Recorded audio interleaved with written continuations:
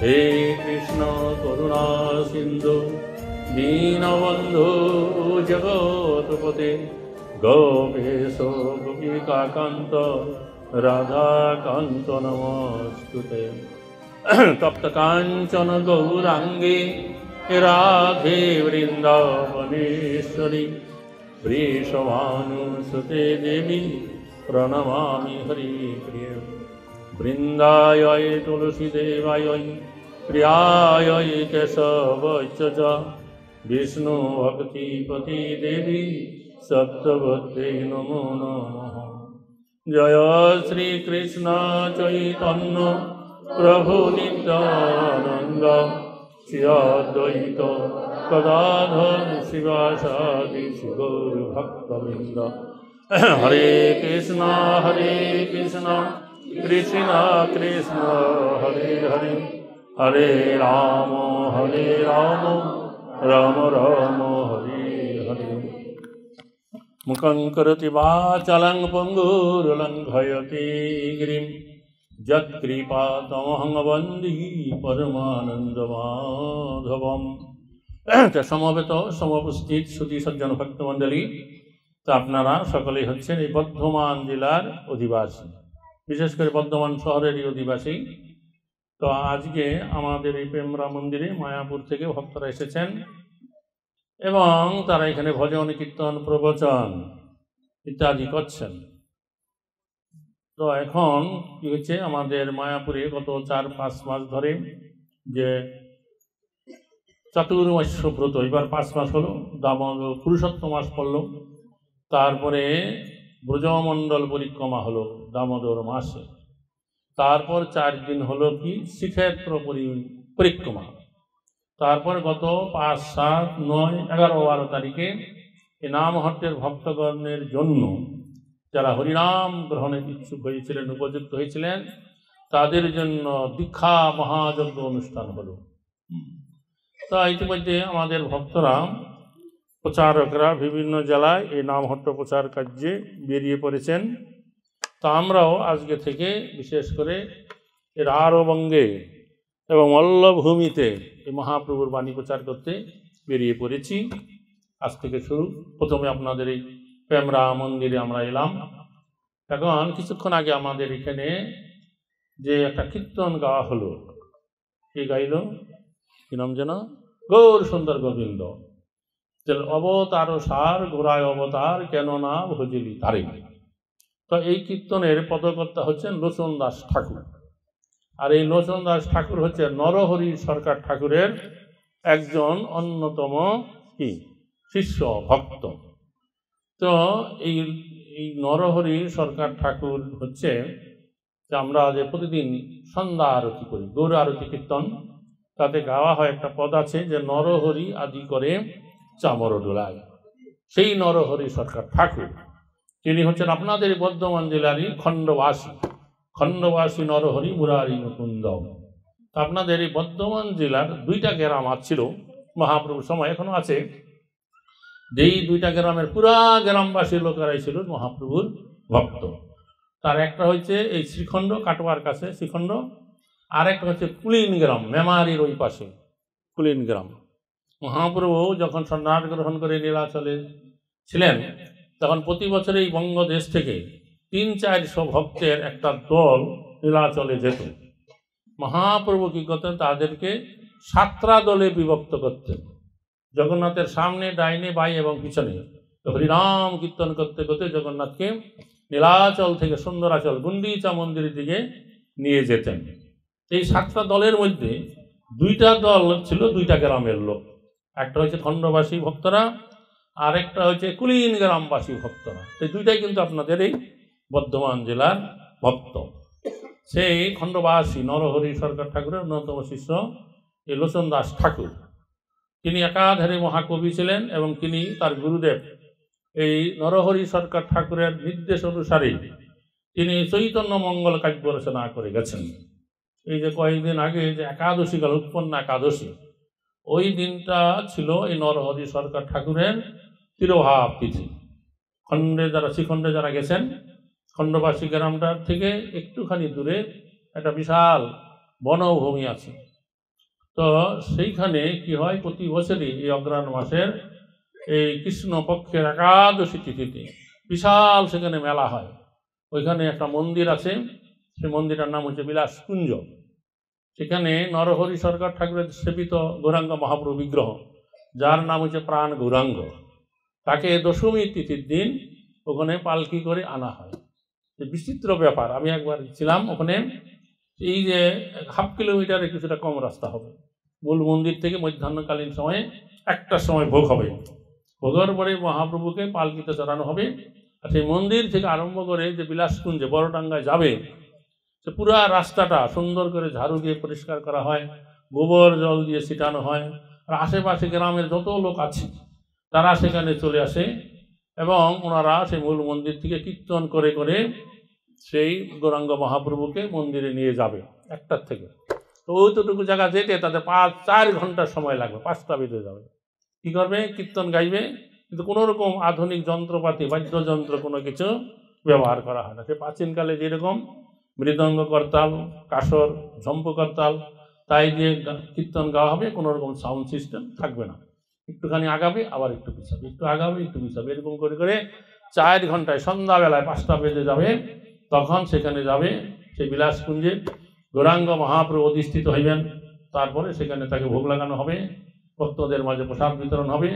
তারপরে 2 দিন সেখানে গৌরাঙ্গ মহাপ্রভু থাকবেন, নানা রকম অনুষ্ঠান, কীর্তন, ভজন চলবে, আর বিশাল মেলা বসে এই উপলক্ষে। তো সেই নরহরি সরকার ঠাকুরের অন্যতম শিষ্য হয়েছে এই লোচন দাস ঠাকুর। তো এই যে লোচন দাস ঠাকুর, তার পিতৃকুলে এবং মাতৃকুলে অন্য কোনো পুরুষ সন্তান কেউ ছিল না, যার জন্য বাল্যকাল থেকে অতি আদরে লালিত পালিত হয়েছিলেন। এবং তার লেখাপড়া বাল্যকালে শেখা হয় না, একটু বড় হয়েছে বলে লেখাপড়া শেখা হয়েছে। তো তিনি ছোটবেলায় অধিকাংশ সময় তার দাদুর বাড়িতে থাকতেন, মামার বাড়ির দাদু। তো তার দাদু মাঝে মাঝে কি করতেন, এই শ্রীখণ্ডে আসতেন, নরহরি সরকার ঠাকুরের সাথে তিনি কিছু কৃষ্ণ কথা আলোচনা করতেন। তখন এই লোচন দাস বালক পুত্র, তিনিও তার দাদুর সাথে এই শ্রীখণ্ড গ্রামে আসতেন। তো যাই হোক, তো এইভাবে তার দিন যখন অতিবাহিত হচ্ছিল, তখন কি হলো, যেহেতু অতি আদরে লালিত পালিত, পিতৃকুলে মাতৃকুলে আর কোনো বালক সন্তান নেই, তাকে 12 বছর বয়সে তাকে এক পঞ্চম বর্ষীয়া বালিকার সাথে তার বিবাহ দেওয়া হয়। তো বিবাহের পরে তার স্ত্রী তার বাপের বাড়িতেই থাকত। তারপরে যখন তার দাদু মারা যায়, তখন এই লোচন দাস কী করলেন, তিনি এই শ্রীখণ্ডে গ্রামে নরহরি সরকার ঠাকুরের কাছে চলে আসেন এবং সেখানে এসে তিনি থাকতে লাগলেন। এবং তখন তিনি সেখান থেকে লেখাপড়া করতে শুরু করেন এবং তিনি তখন ওই নরহরি সরকারের ঠাকুরের কাছ থেকে দীক্ষামন্ত্র গ্রহণ করেন, গুরুগৃহে থাকলেন, সেখানে সেবা কার্য করতেন আর পড়াশোনা করতেন। এইভাবে দিন অতিবাহিত হতে থাকে। তখন তার ভিতরে কবিত্ব শক্তির প্রকাশিত হয়। তিনি মহাপ্রভুর মহিমা সূচক অনেক কীর্তন, পদ কীর্তন, নিত্যানন্দ প্রভুর মহিমা সূচক নিত্য কীর্তন লিখতেন।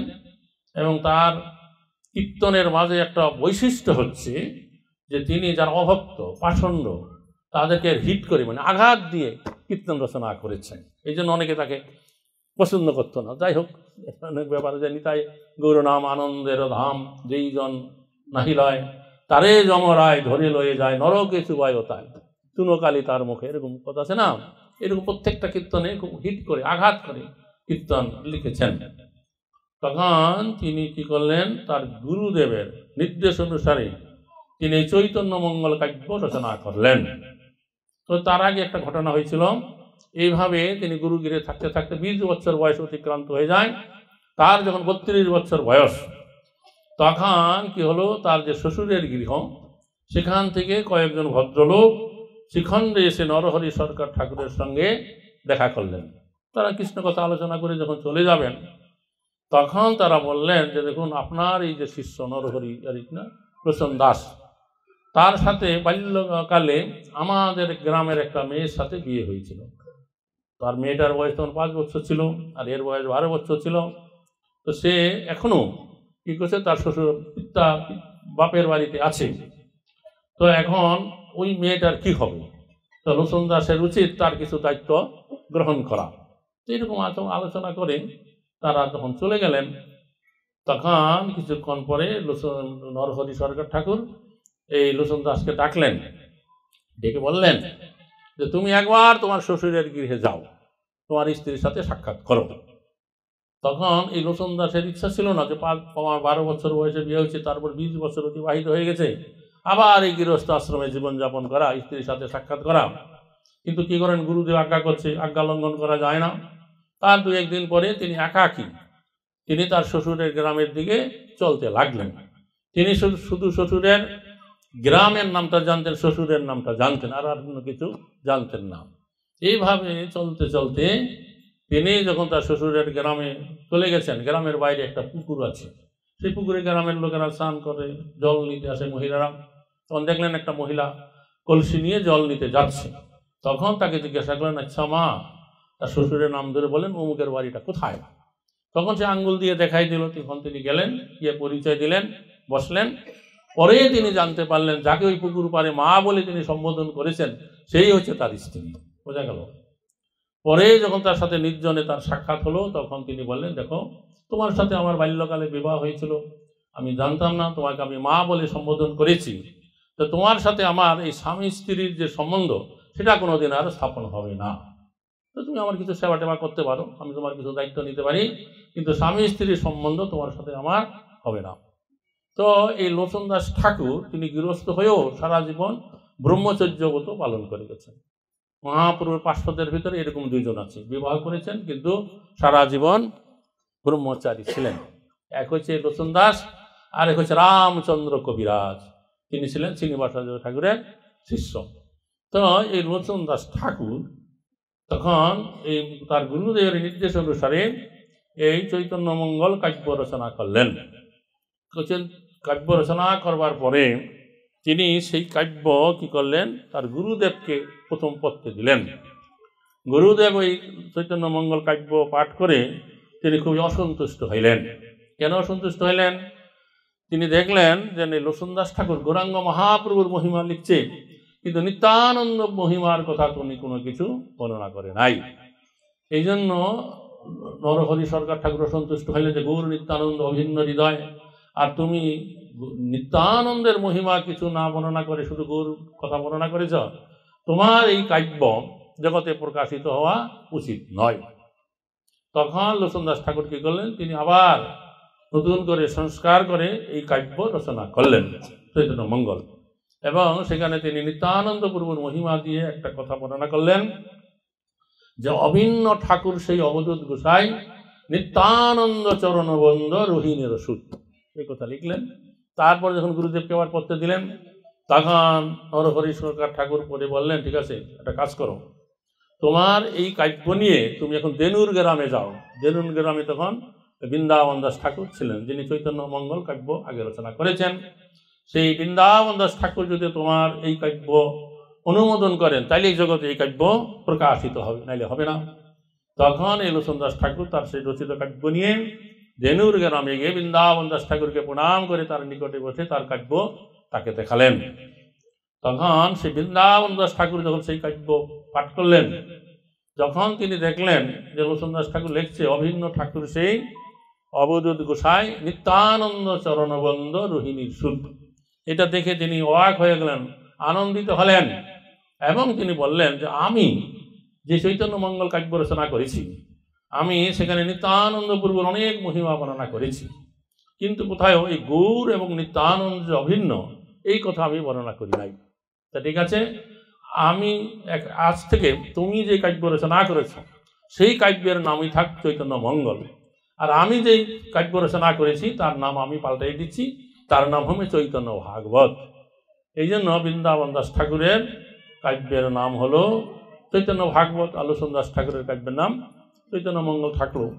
এবং কবিরাজ গোস্বামী যখন এই চৈতন্য চরিতামৃত গ্রন্থ বৃন্দাবনে বসে রচনা করছিলেন, তখন অবধি এই বৃন্দাবন দাস ঠাকুর কৃত রচিত এই চৈতন্য ভাগবতের নাম চৈতন্য মঙ্গলই ছিল। এই জন্য তিনি ওই গ্রন্থে চৈতন্য মঙ্গল বলেই উল্লেখ করেছেন।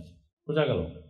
তো যাই হোক, তারপরে এই লোচন দাস ঠাকুর তিনি গৌর নিত্যানন্দ প্রভুর মহিমা সূচক অনেক কীর্তন গান তিনি রচনা করেছেন। তার মধ্যে আজকে একটা কীর্তন এখানে গাওয়া হলো, যে অবতার সার গোরা অবতার কেননা ভজিলি তারে। গৌরাঙ্গ মহাপ্রভু মহিমা বর্ণনা করলেন যে করি নিরেবাস গেল না পিয়াস আপন করম হেরে। তিনি গৌরাঙ্গ মহাপ্রভুর অবতারকে সমস্ত যত যত অবতার আছে সমস্ত অবতারের সার বলে তিনি উল্লেখ করলেন যে গোরা অবতার কেননা গোরা অবতার অবতার সার গোরায় অবতার কেননা ভজিলি তারেন। যত যত অবতার এসেছে এই পর্যন্ত তার মধ্যে গৌরাঙ্গ মহাপ্রভুর অবতার হয়েছে সমস্ত অবতারের সার অবতার। হে মন তুমি কেন তার ভজনা করলে না।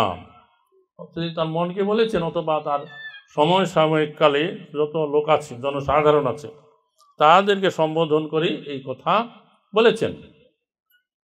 তার কারণটা হইল যে গৌরাঙ্গ মহাপ্রভু এই জগতে অবতীর্ণ হয়ে এই জগৎবাসীর কাছে এমন একটা অমূল্য সম্পদ প্রদান করে গেছেন যা কোনো কালে কোনো স্বরূপে তিনি কখনোই প্রদান করেন নেই। তো সেটা কি এমন বস্তু যা গৌরাঙ্গ মহাপ্রভুর রূপে ভগবান এই জগৎবাসীকে প্রদান করে গেছেন আর অন্য কোনো স্বরূপে তিনি কখনোই তা প্রদান করেননি। অর্থাৎ গৌরাঙ্গ মহাপ্রভুর আগমনের পূর্ব অবধি এই জগৎবাসী মানুষ তারা কি করতেন পরমেশ্বর ভগবানের আরাধনা করতেন।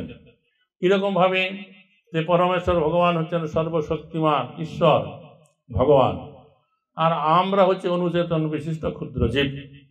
তাই আমাদের কর্তব্য হচ্ছে কি সেই পরমেশ্বর ভগবানের আরাধনা করা। এইরকমভাবে তারা ভগবানকে ঈশ্বর বুদ্ধিতে বা ভগবান বুদ্ধিতে তারা আরাধনা করতেন এবং তা করে তারা চতুর্বিধার মুক্তির কোনো একটা মুক্তিপথ প্রাপ্ত হয়ে বৈকুণ্ঠ আদি ধামে তারা গমন করতেন।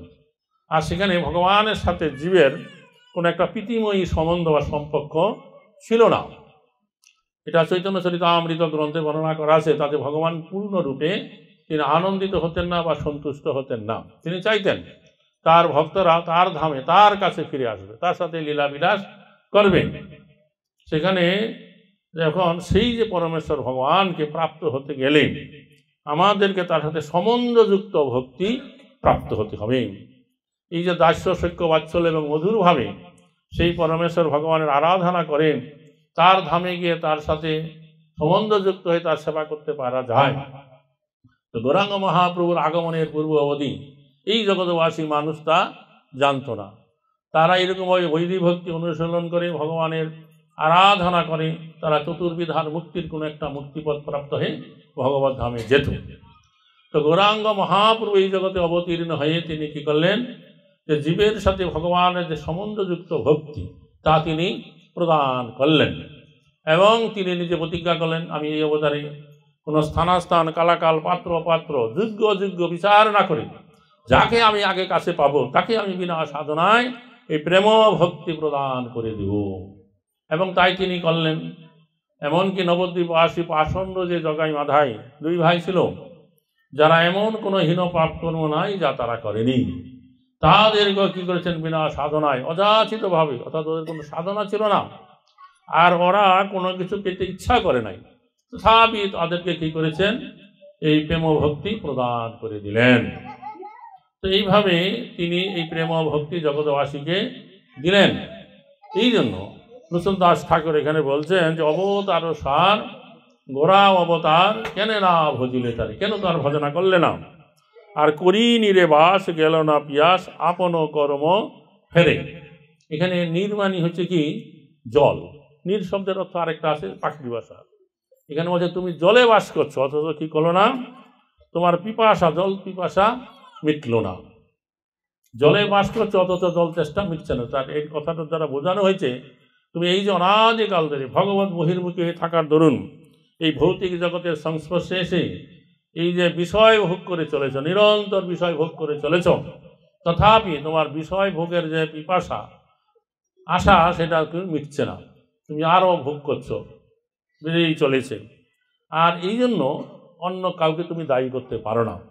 এটা হচ্ছে কেন আপন কর্ম ফলে, এটা তোমারই কর্মের ফল, তুমি ভোগ করতে করে চলেছ। এই জন্য অন্য কেউ দায়ী নয়।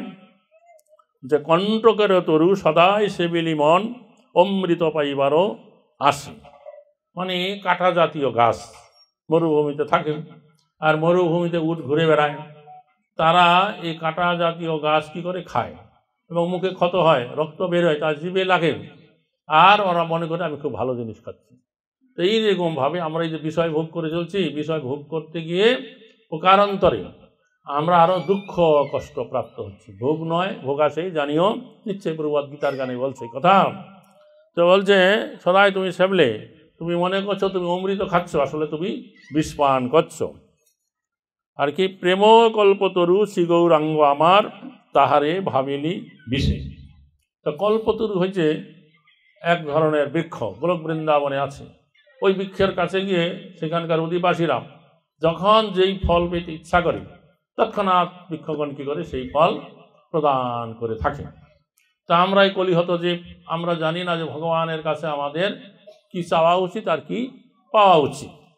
তো গৌরাঙ্গ মহাপ্রভু কী করেছেন, তিনি বিনা সাধনায় যে কলির যে সরাসরি একর প্রেম ফল প্রদান করে দিয়েছেন, প্রেমকল্পতরু। এই জন্য গৌরাঙ্গ মহাপ্রভু বলা হয়েছে প্রেমকল্পতরু। অথচ কি করছে, তারে তুমি বিষ মনে করছো, তার ভজনা করলে না, তার কথা শুনলে না। তো তোমার অবস্থাটা কি হলো, যে সৌরভের আসে পলাশ শুকিলি মন, না সাথে পুষিল কীট। অর্থাৎ সৌরভ মানে সৌরভ মানে সুগন্ধ, সুগন্ধ পাওয়ার জন্য তুমি কি করলে, পলাশ ফুলকে শুকলে। আপনাদের এই আমরা যাচ্ছি সেই দেশে, যে বাঁকুড়া পুরুলিয়ায়, যে বিশেষ করে মাঘ মাসের শেষে ফাল্গুন মাস চৈত্র মাসে ওই মাঠে ঘাটে বহু পলাশ ফুলের গাছ আছে, একবার লাল টকটক হয়ে পলাশ ফুল ফুটে থাকে। কিন্তু পলাশ ফুল দেখতে সুন্দর, যখন পলাশ ফুল ফুটে পলাশ গাছের পাতা আগেই ঝরে যায়, লাল টকটক করে। কেউ যদি মনে করে এত সুন্দর ফুল ফুটছে, এটা নিশ্চয়ই অনেক সুগন্ধিযুক্ত, তুলে যদি নাকে লাগাবে কোনো সুগন্ধি সেখানে পাবে না, পরন্তু সের ভিতরে অনেক কীট পতঙ্গ আছে, তারা কি করবে, আপনার নাকে দংশন করবে।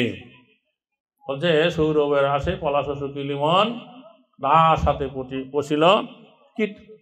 তো ওইখানে এরকম করে যে পলাশ ফুল ফুটে থাকে, কলকাতার একজন প্রডিউসার মানে সিনেমার ডাইরেক্টর অনেক বছর আগে ওখানে গিয়ে একটা সিনেমা শুটিং করেছিলেন, নাম ছিল বন পলাশের পদাবলী, দেখেছেন আপনারা? যাই হোক, তো বলছে যে পলাশ ফুল দেখতে সুন্দর কিন্তু কোনো সুগন্ধি নাই। সব ফুলেরই কোনো না কোনো গন্ধ আছে, কিন্তু পলাশ ফুল দেখতে সুন্দর, কোনো গন্ধ নাই। অর্থাৎ এই জড়জগতের যত যে চাকচিক্য আছে তা দেখে আমরা আকৃষ্ট হই এবং তা ভোগ করতে গিয়ে পরন্তু কোনো সুখ বা আনন্দ তো পাই না, ক্ষণিকের আনন্দ, তারপরে মুহূর্তে দুঃখ আর দুঃখ। তারপরে বলছে যে ইক্ষু দণ্ড ভাবি কাঠ ও চুষিলি মন, কেমনে পাইবি মিঠা। তো ইক্ষু মানে আখ, আপনারা কুইসার বলেন নাকি না? তো সেখানে দেখতে একটা বাঁশের দণ্ডের মতন লাগে, এটা একটা বংশখণ্ড দেখে যদি মনে করে যে এটা ইক্ষুর যেরকম দণ্ড আছে মিষ্টি আছে, এটা বোধহয় তাই যদি সে কামড়ে খাবে চোরবে, তাতে মিষ্টি পাবে না। তো বলছে হারও বলিয়া গলায় পড়িলি মন, সমন কিঙ্কর সাপ। তো একটা সাপ মাথার দিক থেকে আরম্ভ করে লেজের দিকে যদি তুইলা ধরে একটা ফুলের মালার মতন হবে, ওইটা মনে করে যদি সাপকে যদি কেউ গলায় পড়ে তার অবস্থাটা কি হতে পারে। তো শীতল বলিয়া আগুন পোহালি মন, পাইলি বরজ তাপ।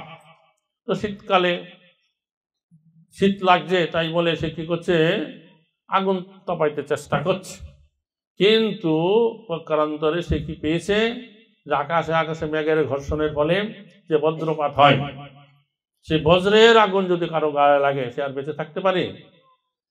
আমাদের অবস্থাটা হয়ে গেছে সেই রকম। আর সংসার ভজিলি শ্রী গৌরাঙ্গ ভুলিলি, না শুনিলি সাধুর কথা। তো তুমি কি করলে, গৌরাঙ্গ মহাপ্রভু যে প্রেমকল্পতরু নিয়ে এলো প্রেমফল দিতে, তা তুমি ভজনা করলে না। তুমি কি করলে, কি করে তোমার এই সংসারের আয় উন্নতি, মান যশ প্রতিষ্ঠা, ধন জন বৃদ্ধি প্রাপ্ত হবে, সেই কার্য করি তোমার দিন অতিবাহিত হলো। এবং সাধুরা তারা ঘুরে বেড়ায় ভগবানের কথা জগতে প্রচার করবার জন্য। সাধুর উপদেশ শুধু পরহিততর, সেই সাধুর উপদেশ তুমি শুনলে না, এখন তোমার অবস্থাটা কি হবে? বলছে যে ইহ পরকাল দোকাল খোয়াইলি মন, খাইলি আপন মাথা। ইহকাল তোমার কোনো রকম সুখ সুবিধা তোমার হবে না, আর পরকালের জন্য তুমি কোনো কিছু করলে না, পরকালে গিয়ে তোমার কি হবে, যে নিঘাত যমযাতনা তোমার প্রাপ্ত হতে হবে, এবং তুমি যেন তোমার নিজের মাথা নিজে খেয়ে ফেলেছ। ইহ পরকাল দোকাল খোয়াইলি মন, খাইলি আপন মাথা। তা আমাদের প্রাচীন ভারতবর্ষে যে অবন্তীনগর নামক জায়গা আছে, রাজ্য ছিল, তো সেইখানে কি হয়েছিল, যে একজন রাজা ছিলেন, বিক্রমাদিত্য নাম তার।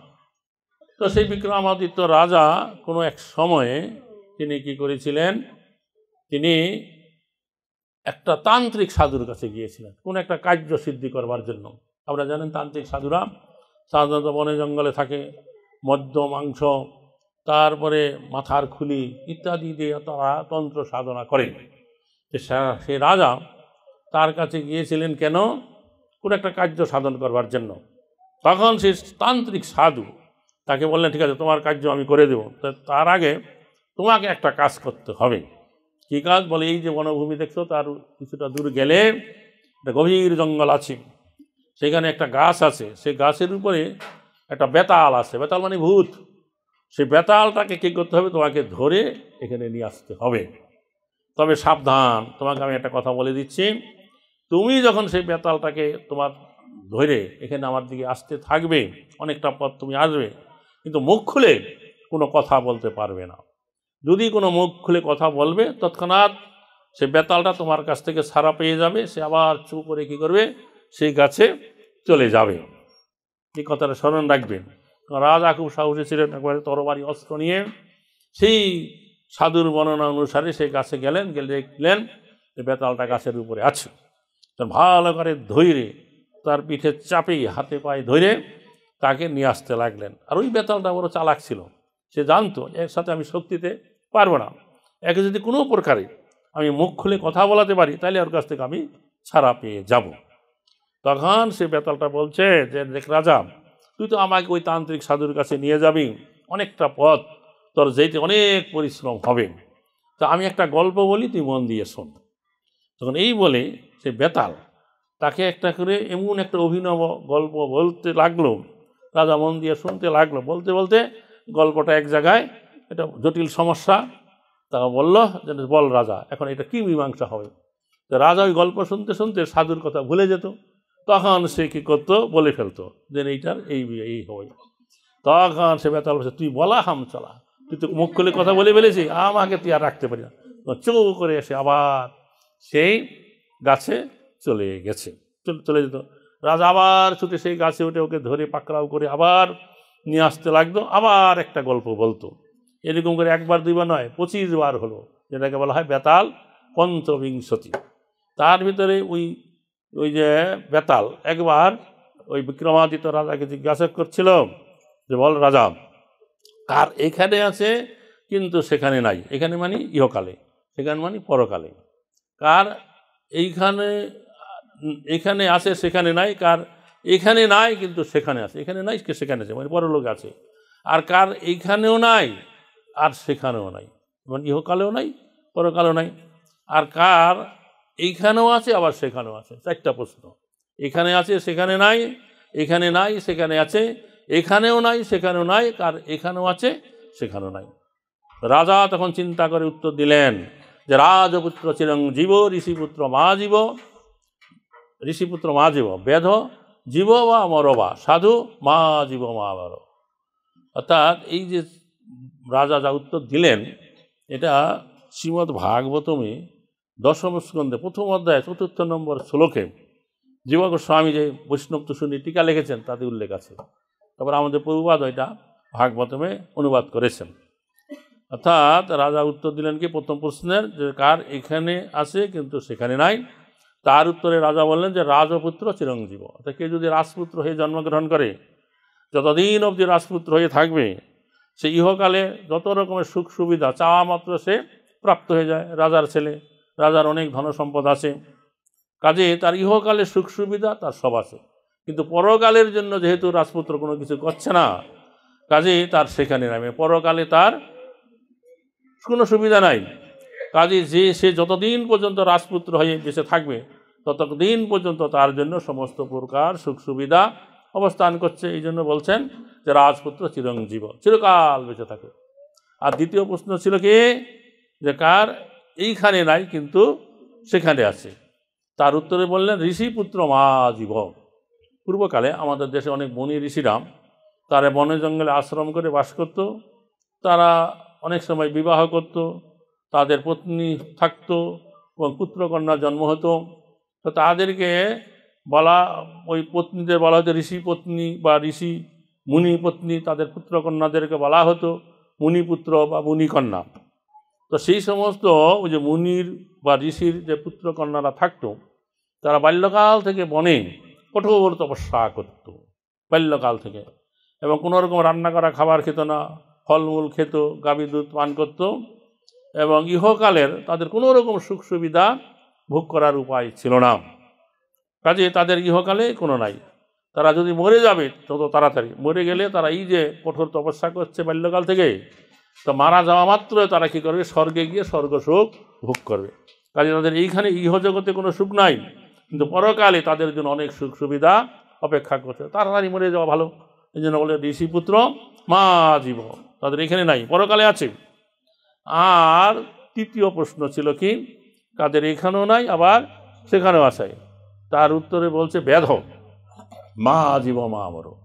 অর্থাৎ যারা নাকি শিকারী, পশু শিকার করে বা মৎস্য আদি শিকার করে, তারা ওইটা বিক্রি করে, জীবিকা নির্বাহ করে। তো তারা ইহকালে যতদিন বেঁচে থাকে একটা নরক যন্ত্রণার ভোগ করতে হয়। পশু পাখি শিকার করতে হয়, মৎস্য ধরতে হয়। দেখবেন বাজারে সবচেয়ে গান্ধা দুর্গন্ধ জায়গা কোনটা, যেখানে কসাইখানা বা মাছ বাজার, ওখানে গেলে ভক্তদের নাকে কাপড় দিয়ে যেতে হবে। তো তারা একটা নরক যন্ত্রণাময় জায়গার মধ্যে আছে, ইহকালে ততদিন বেঁচে থাকে নরক যন্ত্রণা ভোগ করছে। আবার যদি দেহত্যাগ করবে, তা পরকালে গিয়ে তারা কি করবে, এই যে এত পশু প্রাণী বধ করছে সেই পাপের ফলে তারা নরক যন্ত্রণা ভোগ করতে হবে। তাই তারা বেঁচে থাকলেই কি আর মরে গেলে কি, তার এখানেও কিছু নাই, পরকালেও তাদের জন্য কোনো কিছু নাই, কোনো রকম সুখ সুবিধা নাই। আর চতুর্থ প্রশ্ন ছিল কি, কাদের এখানে আছে আবার কি সেখানেও আছে। সেটা হচ্ছে কি বলে, সাধু জীব বা আমর বা। হ্যাঁ, সাধুরা ইহকালে যতদিন বেঁচে থাকবে সদ্গুরু চরণ আশ্রয় করে, তারা হরিনাম হরিভজন করবে এবং ভক্ত সঙ্গে বাস করে তারা ভগবানের কথা আলোচনা করবেন, ভগবানের কীর্তন করবেন, ভগবানের উৎসবাদি পালন করে ভক্ত সঙ্গে আনন্দে হরিনাম কীর্তন করবেন। কাজে তাদের ইহকালে সব রকমের আনন্দ তারা প্রাপ্ত হচ্ছে, হরিনাম হরিভজনের আনন্দ প্রাপ্ত হচ্ছে। আবার যদি তারা দেহত্যাগ করেন, সেই যে ভজন করলেন, ভজন প্রভাবে তারা ভগবানের নিত্য ধামে গোলক ধামে ফিরে গিয়ে নিত্য আনন্দে নিত্যকাল সেখানে তারা অবস্থান করবে, তাই নাকি? কাজে তাদের এখানেও আছে আবার সেখানেও আছে। কাজে আমরা যারা বিজনেসম্যান, ব্যবসায়ী মন, তারা কি করেন, কোন ব্যবসা করলে অধিক লাভবান হওয়া যায় সেই ব্যবসা করে। এখন আমাদের কি করা উচিত, এই সাধু মার্গ পথে অবলম্বন করা আমাদের উচিত।